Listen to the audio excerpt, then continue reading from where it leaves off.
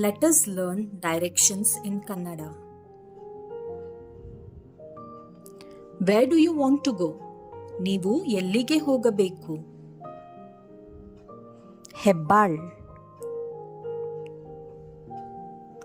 Sit down. ಕುಳಿತುಕೊಳ್ಳಿ.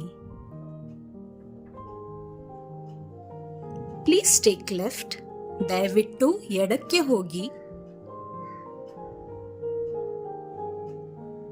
Please take right. ದಯವಿಟ್ಟು ಬಲಕ್ಕೆ ಹೋಗಿ. Go straight. ನೇರವಾಗಿ ಹೋಗಿ.